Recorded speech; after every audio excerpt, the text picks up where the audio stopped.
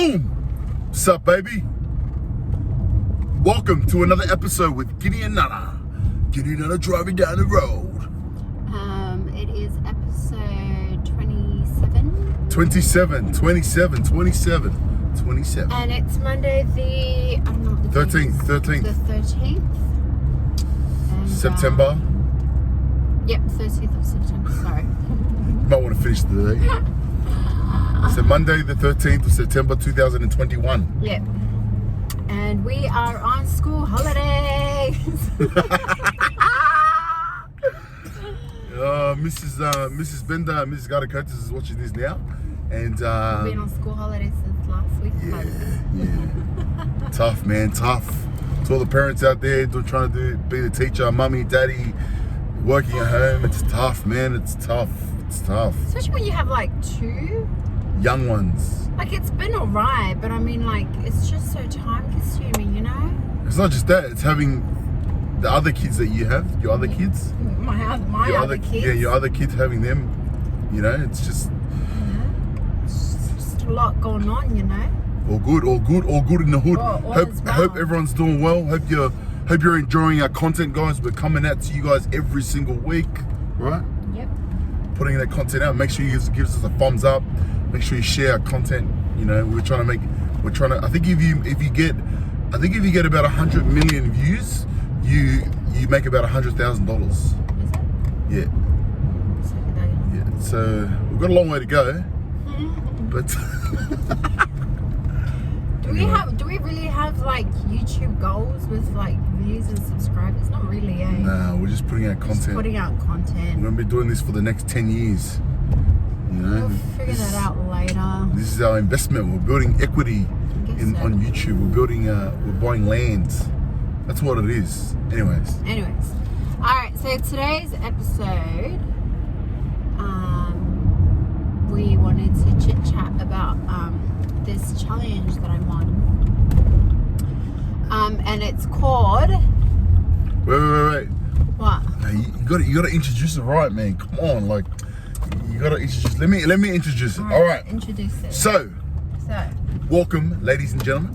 So, this month being September. Yes. Obviously, it's been a very, very tough month for tough last 2 quarters for the year, last half of the year, and you know we've been in lockdown for over 10, 11, 12 weeks now, and you know not being able to go to places.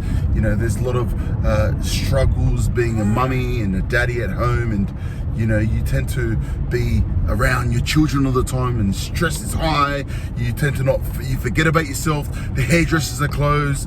You can't do your eyebrows, your eyelashes. You can't do your nails. And so what happens is mummy tends to feel very, very, what do we call it? Tense. Unloved and not tampered or... Tampered. You mean pampered? Pampered. Nah, pampered's cousin is tampered. Anyways. So therefore, there's a lot of stress. Stress is high. You know, you tend to forget about yourself because you're trying to homeschool, you're trying to be the mother. And so with that, someone created some sort of challenge. And therefore, the whole purpose of that challenge was... Self-love September. Self-love September. So 30 days of self-love. Wow, that is extraordinary. It is, hey. And so who did this challenge? So her name's Jannike Seiuli.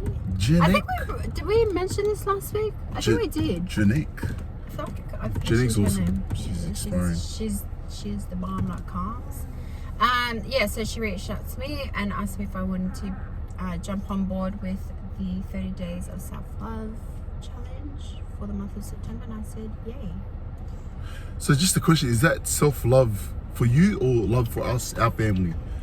Or towards me as your husband, towards the children? Because it's called self-love. Yeah, because I ain't feeling no self-love on this side, you know what I mean? Like, sounds like a personal problem, huh? Anyways. So tell us a bit about it. So part of the challenge, there's like a checklist of things that you got to complete each day. So the first thing that you do in your morning routine, as part of your morning, is you need to meditate for 15 minutes and then write in your journal. So journal writing. And then the other tasks include listening to a positive podcast, reading 5 pages from a book, a 30-minute workout, drinking 3 liters of water, checking in with a friend, loved one, and I feel like I'm forgetting something. Right, so we've got the 15-minute meditation. We've got journaling. And what are you journaling? Anything specific? Not just journaling. Just journaling your day. Are you writing about me, or are you writing about like what you're going through? Yeah, anything. Yeah, just whatever comes to mind. I'm just putting it on paper. Okay. And then you're drinking 3 liters of water. Yeah. Oh, sorry. And then diet. Okay. So how's the drinking the water? Yeah, I think at first I felt like I was drowning in water, to be honest. That was a struggle. I mean, we drink water, but like, I wasn't like drinking that much water, and I was drinking a lot of like, what was the drink? The fizzy. Yeah, just fizzies. Yeah, like fizzies and that. So that's what I actually cut out of my diet. So 13 days you've been drinking water every single day, 3 liters of 1 gallon. Is it 1 gallon? Is that 1 gallon? No, it's not. 1 gallon is 3.5 liters, 3.7 something liters. Oh, so that's... Yeah. So yeah. Sorry. How is that water? Yeah, it's good. It's all right. It's all right. Sometimes it's still a struggle. Do you find that you go to the toilet more? Just recently, I felt like the first week, maybe I was just that dehydrated. Yeah. My body actually needed that water. But I felt like I was drowning too, like there was a lot of water to consume. Oh, awesome. That's mad. And then what's the next one? So diet. Diet. Oh, what's your diet look like? So I don't like dieting in general. I find it so stressful. So I just eat whatever and however much, to be honest. But so with the challenge, I decided to cut out fizzy, because I felt like I was drinking a lot of like fizzy, and fast food. Which has been... Oh wow! I can't and do like chocolate. She's been sticking to it too, so it's been good. Yeah, I can't do chocolate. Like, I can't. So how do you feel not drinking the fizzy part? Is that like in drinking water? Do you feel like you have more energy? Do you feel like your body feels more alive, awake? Yeah. Does that mean your breast milk tastes nice for the boys? I think so. They seem to be on me all the time, on me. Awesome. And the workout, how's the 30-minute workout going? Yeah, that's good. So some days I'm want to do like a hard out workout. But I always try to just walk every day anyway. Walk and run or whatever, interval training. While I do step. So if you haven't tried step, Dora and Seiuli are doing step. I'll put their links below. You can go check them out and book in for their classes, which is via Zoom. So you've been doing step with me, thanks. Yeah. I'm a stepper. I'm a step up. And so that's been good. What else? And reading the 5 pages. Yeah, I'm loving that. Wait, let's go back to the exercise. How do you feel? Because you're breastfeeding, you're a mum. I feel like it makes my breast milk come even more. Oh really? Yeah. Is it helping you? Is the workout exercising helping you mentally? Yeah. Yes, it is. But you still get mad in that at home. So what's going on? Someone's going. Yeah, well, when you have that many people in the household, should be doing 2 hours of exercise every day. So tell us about the book you're reading. So the book. Oh yes, the book. Okay, so I actually started. So Kini buys me a lot of books, and I just look at it because they just look so pretty, and they're new, and then I leave them. Mm-hmm. But one of the books that I did start picking up at the beginning of the challenge was Jim Quick's book Limitless. Yeah, which I bought for you a couple months ago. Which you bought for me, yes, before lockdown. And then I actually, as part of, Jannike had like a little giveaway competition thingy, and I actually won a book, which is by Michelle Williams, and it's called Checking In. It's called what? Checking In. Checking in. So checking in with yourself, and she talks about like her Check yourself. her healing journey with depression. So she, for those guys out there, is the one of the ones that was in Destiny's Child. Yes, and so I'm a survivor. Is it Destiny's Child? yes, babe. Okay. So anyway, so I started reading Jim Quick, but then when I got this book, I'm like, you know what, I'm going to read this instead. So I put that on the bookshelf cool. again. That's nice. And I've started reading this. That's so really cool. it's 5 pages a day. Yeah. But I've been reading more. Like, it's such a good read. Like, I just want to keep reading it. Like, what's so good about it? No, like, she's just so raw and like she's so relatable. Like, she's so down to earth. And so when you're reading it, it just feels like you're just having a conversation with her. It just feels like she's just talking to you, to be honest. Like, you're just having a conversation with her. Okay. And so it's been cool because I feel like probably out of all the tasks that I've done so far, I feel like probably reading reading this book has been the most like beneficial to my healing journey. Yeah, because when I first read it, she talks about she talks about like when she first got into Destiny's Child and how they had to like change her name. Yeah. Or not change her name per se, like her name is Michelle, but that's her middle name. Her first name is Tanitra. And you're not listening to me. Tanitra? So who's Michelle Williams? No, Tanitra's her first name. Michelle's her middle name. Oh, but that didn't suit the Destiny Child thing. Yeah, so she talks about how labels. So she allowed them to kind of put that label on her, out of fear. And so when she was young too. She was young. She was like still in college or whatever it was. But she talks about like the labels, and then she gets into like her depression.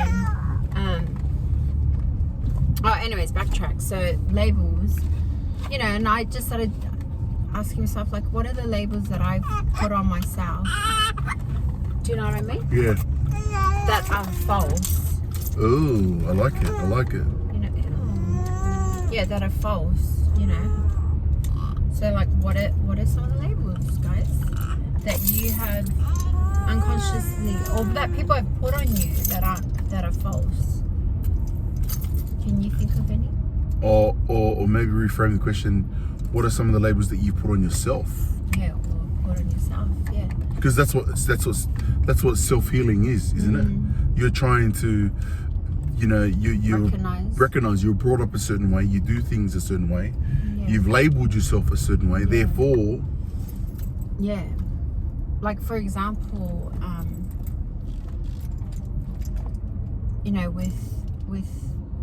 with the trauma, with my trauma, I think one of the labels that I put on myself was that, like, it's my fault. It was my fault. And so what had happened to you is your fault. It was my fault. Ooh, like, it was yes, my fault that yes. it happened to me, right? Yes. And so you kind of like, because that's been so detrimental to your mental health, when it happened, it's like you kind of carry that same belief and you apply it to every other aspect in your life. So that, like, when other things happen around you, you always feel like it's your fault. When in reality it's not. Like, it's a consequence of something else. Does that make sense? I don't know if that makes sense. Is there like an example that you can share? I can't think of anything, but like, if something happens like in the family, if something doesn't like go your way or the way that you planned, like I'm just so used to putting that blame on myself because I just feel like, oh, it's my fault it didn't work out, or it's my fault that it happened. Does that make sense? Yeah. Well, let's go back to what you said earlier. You said that, like, being, like, for those that are abused, they feel like that, they feel like, they don't feel like they're the victim, right? And therefore they feel like what had happened to them is their fault. Yeah. So what does that mean? Like, what does that mean? Yeah, well, because I think you don't understand. When it happens to you, you don't understand what is happening to you. You don't understand why it's happening to you. So the only, like, logical reason that you can come up with is like, oh my gosh, this is my fault. Like, I'm the bad person here. Do you know what I mean? It's kind of like that, especially when you're not educated on the topic. If you haven't been, if you haven't been educated on that. And you know, like, generally speaking, people might put that label on you, right? Yeah. So that's one of the things that I got from, you know, her book is like, you know, what are these false labels that we've, like, put on ourselves, that others have put on ourselves, that we've, like, unconsciously started to believe, you know? Yeah. And so wait, I want to go back. Okay. I feel like you went through it. You went through it too fast. And I think this is powerful. You know, like I said, people will put that label on you. It might be your friend, it might be a relative, you know, it might be the what do you call the person that does it? The offender. The offender, you know, out of them thinking that, out of them trying to what's the word? Trying to cover their tracks. Yeah. The perpetrator, is it? Yeah. The perpetrator or someone, you know, that's close to them, that's trying to protect them, or, you know, the friendship or the family, or whatever. The family the family, name. the family name. Yeah. They will put the label on you to protect them. Yeah. Out of default. So some of the labels might be like, you're a liar. Yeah, you're a liar. Why did you do that? It's embarrassing. You know, or like you're a... Are you sure? Yeah. You were too young? Yeah. Or you're crazy. You're crazy. Like, yeah. Like how do you say? Yeah. Yeah. No, yeah, for real. Yeah, you know what I mean? Yeah. And therefore they put that label on you. And then you start to believe it. Yeah. You start to believe those labels, and then you start... So they do it out of fear to cover their tracks, or the family or the friends might do it out of they're thinking that they're trying to cover the tracks, but in reality, yeah, they're lying. You know, they're just trying to cover it. Yeah. But wouldn't you say that's why people feel like it's their fault? Yeah. Because, you know. Yeah, because they're not validated, and it's like no one is hearing them for what's happened. Do you know what I mean? Every time they talk, boom. It's like the slavery, you know, when people were slavery time. Every time the black people would speak, what do? They put fear. Yeah. That's how I think slavery was for like 300 years. That's how they kept slavery alive. Yeah. Was they just kept scaring the black people. Like, if you say something, if you talk back, you know, what do? What happens to them? Yeah. You get whipped. Yeah. You know what I mean? Fear is instilled in you again. Fear. And what happened was generational. So what happened was you have parents that have their kids that grow up as slaves, and they see their parents scared. So what happens when their kids grow up? They get scared too. So they've labeled themselves. That's how the white people, that's how slavery came about. Anyways, coming back to that topic, I think, I'm just thinking, but you know, you would know, but what's your thoughts?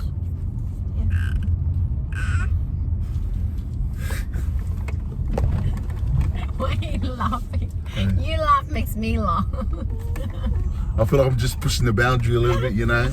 I feel like you're like, giving me that look, all right, pull back now. Yeah, no, yeah. But it's been good, that book has been good. like another thing that I've taken from it Just grab it. was, you know, she talks about like her depression. She talks about how she finally asked for help. She finally said, I need help. I'm pretty sure I might be rephrasing it incorrectly, but she said, I need help. And for me, like, that really took me back to my own experience of when I was going through depression.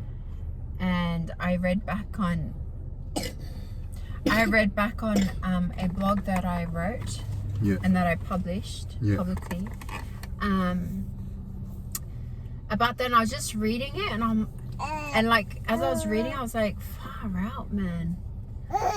Like it was so crazy for me to read back on that, because I felt like it was just so raw. Like it really took me back to that period in my life where, like, just like everything. Like I remember like the last like in the blog, some of you might have read it or remember it. You know, I talk about like leaving the chapel, and I don't remember, and I write in it, like, I don't remember like getting in the car. I don't remember where the car was parked. Blanked out. Yeah, it's like I blanked out. I don't remember nothing. What I do remember is I remember driving uphill from Blair Athol and just screaming. Just like screaming, like I think I must have been swearing or whatever. But I just remember that. But I remember just like that feeling as I was like reading my blog. I remember like feeling that. And you know what? Like it was so interesting reading it back and then looking at where I've come. You know, looking at where I am now, and just thinking like, wow, like I'm still here. With another 2 kids later from that point. And yeah, I felt like that self-reflection was just like really powerful for me, because it's almost like right now, like with this challenge, it's like every time I journal, every time I reflect back, it's like I'm giving myself like a little pat on the back and being like, good on you, Nana. Yeah. Like, good on you, sis, like, for getting this far. And I feel like that's really what this challenge is doing for me. It's allowing me to, like, dedicate time each day to spend on myself and give myself like intentional love. Like, and that might sound so cheesy. I think I'm kind of cringing, like, even saying that, but like that's really what it is for me. And what it has been for me is like I'm really putting that time aside for myself to nurture like the healing side of me, like the hurt and the broken side of me. You know what I mean? It's awesome. I think it's important. I think that's why I asked you earlier, like what are you journaling about? You know, and it's just self-reflection. That's what it is. Yeah.